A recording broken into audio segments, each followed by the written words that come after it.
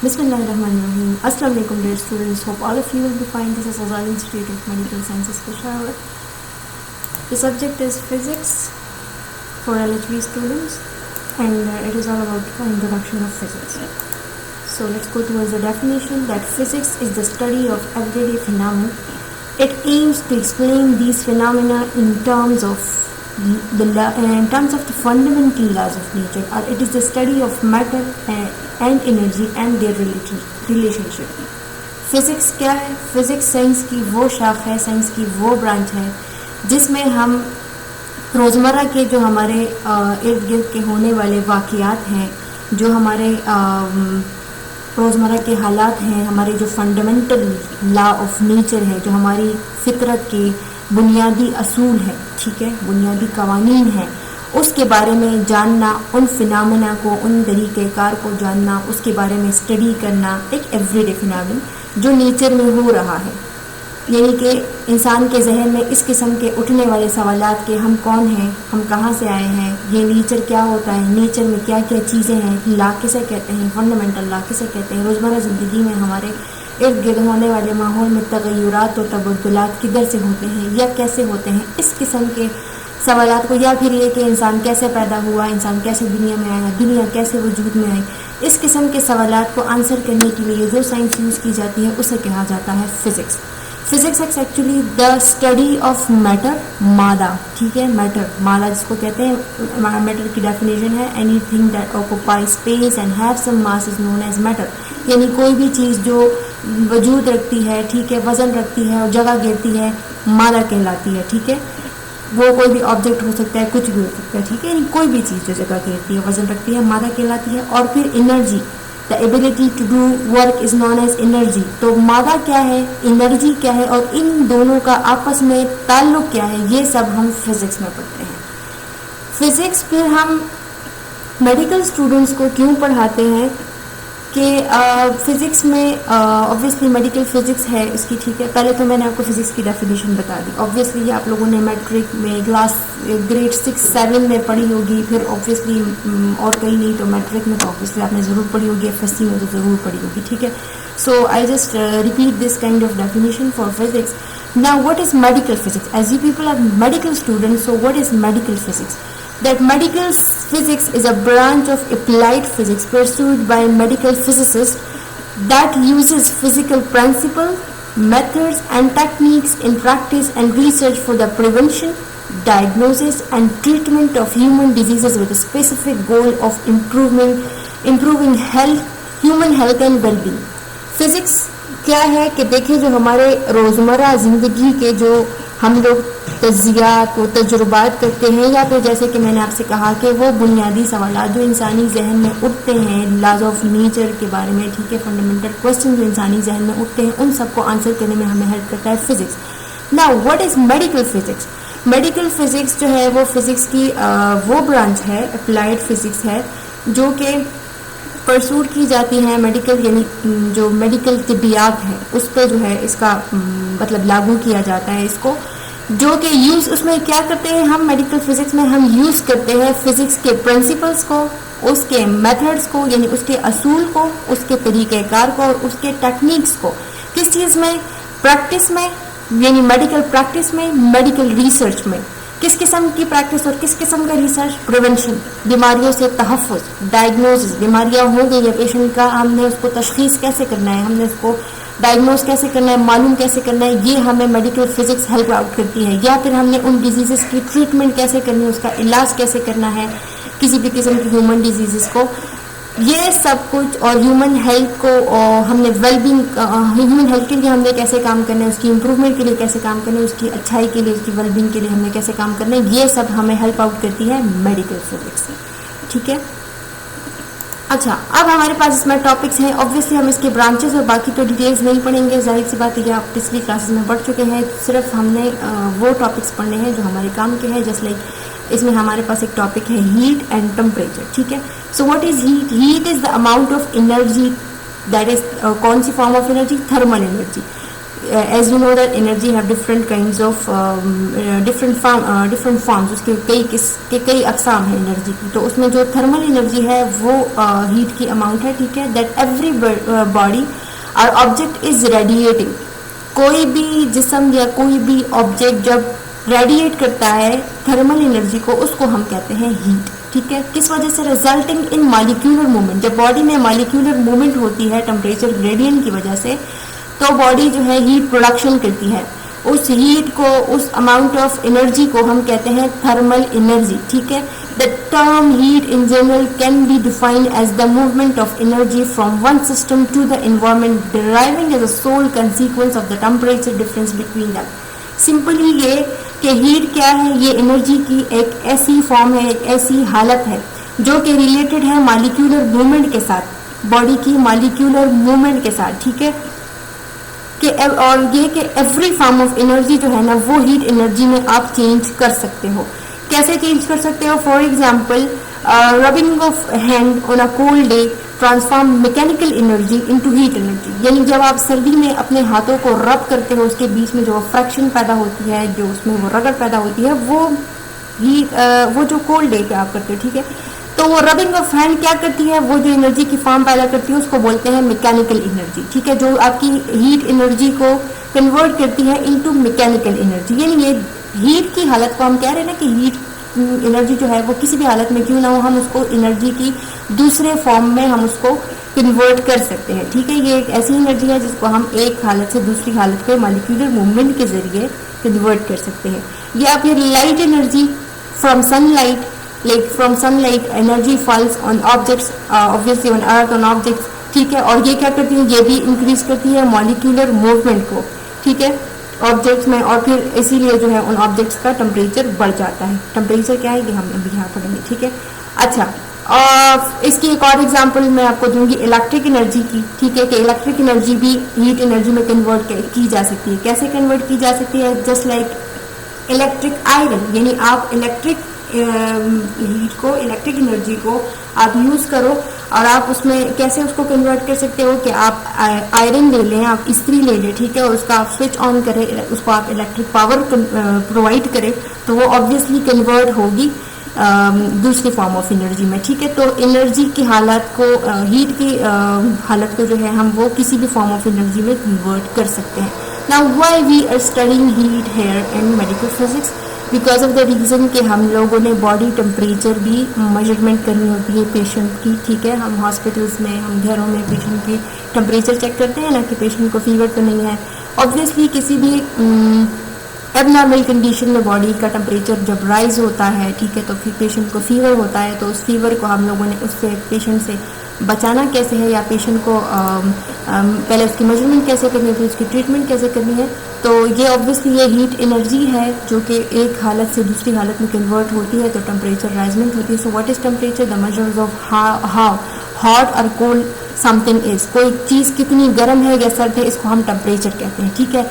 जब बॉडी का temperature rise होता है, उसमें जब मॉलिक्यूलर मूवमेंट ज़्यादा होती है टेम्परेचर ग्रेडियंट की वजह से, और हीट प्रोडक्शन ज़्यादा होती है, ठीक है, तो बॉडी का टेम्परेचर राइज हो जाता है, ठीक है। The average energy of moving molecules, the faster the molecule move the higher the temperature and vice versa। कहते हैं कि बॉडी में जब मॉलिक्यूलर मूवमेंट ज़्यादा हो जाती है, ठीक है, और ऑब्वियसली टेम्परेचर क्या है कि ये भी मेजर है, ठीक है, एक मेजरमेंट है किस चीज़ की, कि कौन सी चीज़ कितनी गर्म है या कितनी सर्द है। ये हम कैसे मालूम करते हैं? स्पीड ऑफ मॉलिक्यूलर मूवमेंट के जरिए हम मालूम करते हैं किसी भी ऑब्जेक्ट का, ठीक है। किसी भी किस्म की जो एनर्जी की हालत है, एनर्जी की फॉर्म है, ठीक है, वो इंक्रीज होती है स्पीड ऑफ मॉलिक्यूलर मूवमेंट के साथ, ठीक है। और जब वो मॉलिक्यूलर मूवमेंट ज़्यादा हो जाती है तो ऑब्वियसली बॉडी का टेम्परेचर या ऑब्जेक्ट का टेम्परेचर जो है वो राइज हो जाता है, ठीक है। अच्छा, अब टेम्परेचर को मेजर करने के लिए, इसको मेजर या मेजर करने के लिए हमारे पास 3 टाइप्स ऑफ स्केल्स है, ठीक है, जो कि डिफरेंट साइंटिस्ट ने डिफरेंट टाइम्स में इन्वेंट की थी। उसमें the top of the list है फ़ारेनहाइट स्केल। फ़ारेनहाइट स्केल जो है ये एक फिजिसिस्ट था, एक साइंटिस्ट था जिसका नाम है यहाँ मैंने आपके लिए टाइप किया जिसका नाम है डेनियल जिब्राइल फ़ारेनहाइट। ठीक है, ये एक जर्मन साइंटिस्ट था। ठीक है, जर्मन।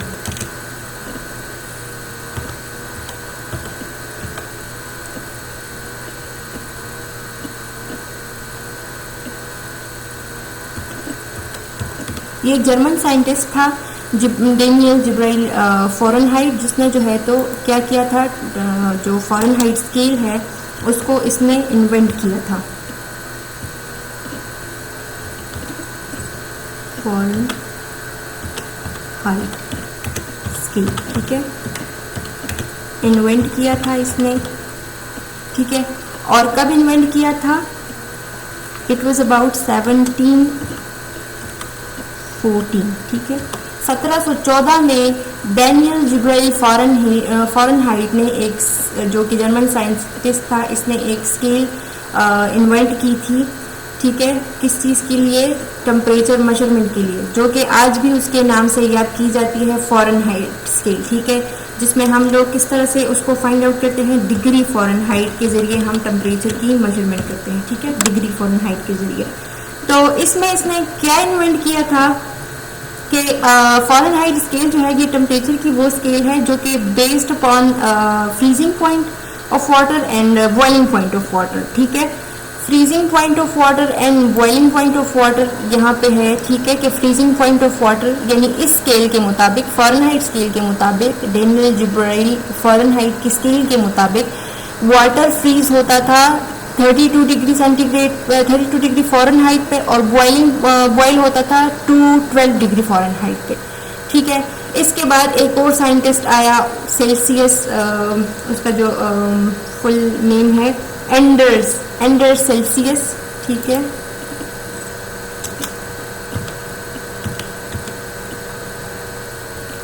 एंडर्स सेल्सियस, ये एक और साइंटिस्ट था जो कि ये स्वीडिश साइंटिस्ट था। ठीक है, और इस स्वीडिश साइंटिस्ट ने सेल्सियस स्केल इन्वेंट की थी।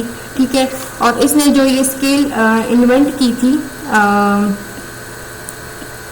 तो इस स्केल के मुताबिक जो डिग्री सेल्सियस है, जिसको हम कॉमनली जानते हैं डिग्री सेंटीग्रेड के नाम से, ठीक है, सेंटीग्रेड स्केल के नाम से, तो इसमें भी क्या था कि उसने कहा कि जो वाटर का फ्रीजिंग पॉइंट है वो 0 डिग्री सेल्सियस है। ठीक है, 0 डिग्री सेल्सियस वाटर का फ्रीजिंग पॉइंट था according to Anders Celsius scientist, और उसके जो वाटर का बॉइलिंग पॉइंट था वो था 100 डिग्री सेल्सियस। ठीक है, सेंटीग्रेड या सेल्सियस।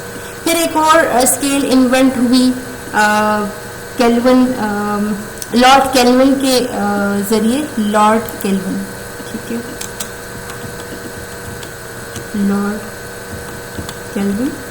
लॉर्ड केल्विन ने ये स्केल इन्वेंट की थी 1848 में।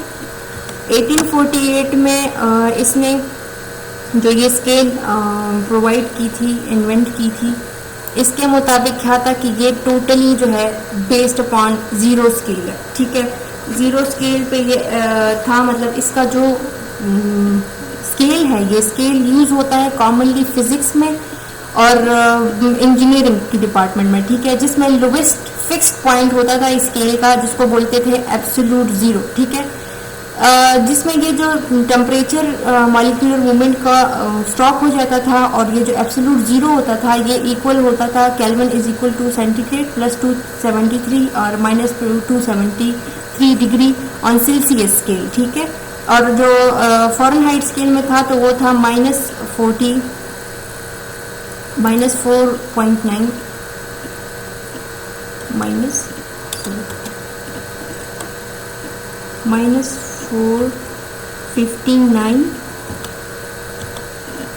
59.6 ये वैल्यू थी डिग्री फ़ारेनहाइट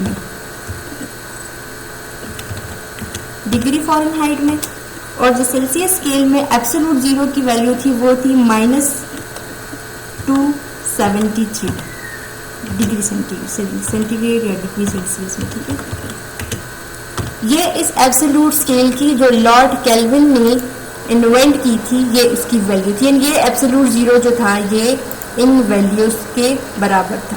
ठीक है, तो ये डिफरेंट काइंड्स ऑफ स्केल्स जो है डिफरेंट साइंटिस्ट ने इन्वेंट की थी for measurement of temperature.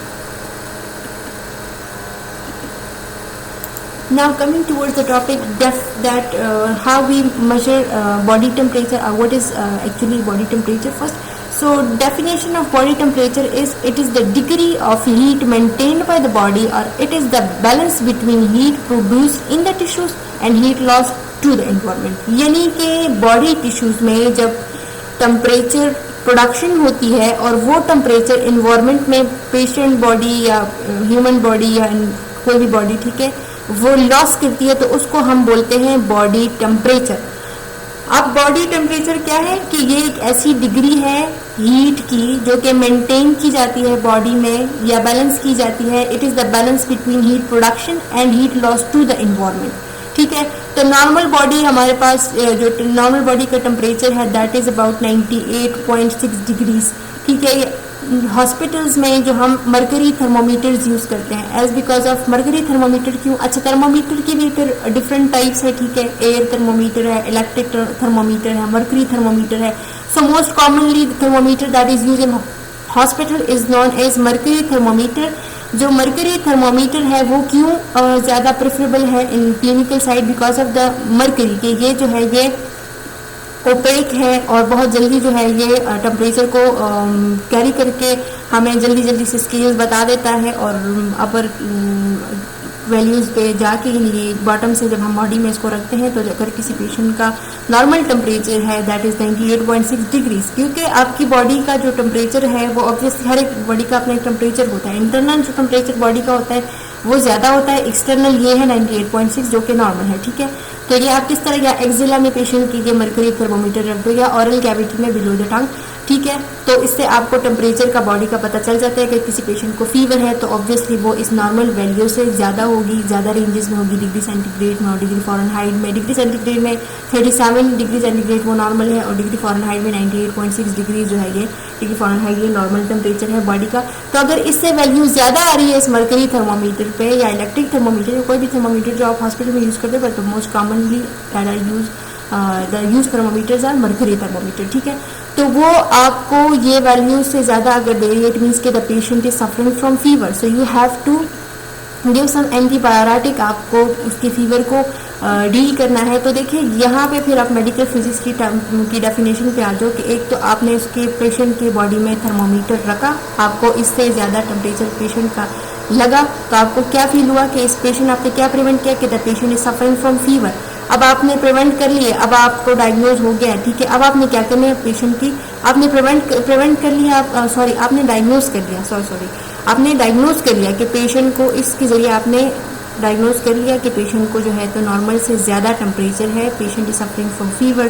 So you have to now do treatment for this patient. Diagnose आपने ये किया कि पेशेंट को फीवर है. अब आपने इसका काज भी मालूम करना है कि आपने प्रॉपर डायग्नोसिस करनी है, आपने वजह मालूम करनी है कि ऑब्वियसली फीवर वैसी बॉडी में नहीं होता, या तो कोई इन्फेक्शन है इस वजह से है या पेशेंट को कोई इंजरी हुई है, कोई तकलीफ है पेशेंट को जिसकी वजह से पेशेंट को फीवर है. तो जब आप ये टोटली डायग्नोज कर लो तो उसके बाद आपने ट्रीटमेंट करनी है. So medical physics is actually helping out here कि आपने पेशेंट की डायग्नोसिस कैसे करनी है, फिर आपने उसकी ट्रीटमेंट कैसे करनी है. ठीक है, hope you will get this lecture. If you people have any query or any suggestion you can ask us and you can contact us via this Gmail address or can text from WhatsApp numbers. I have an assignment for you people that you should have to convert 98.6 degree Fahrenheit into degree centigrade using formula, as I told you in my previous lectures that how you will use the centigrade formula for conversion of degree Fahrenheit into degree centigrade, and obviously that formula is with you people, is noted with you people, so you should have to convert it appropriately. Thank you for watching. Take care of yourself. We'll meet you in the next video. Till that, take care of yourself. Allah.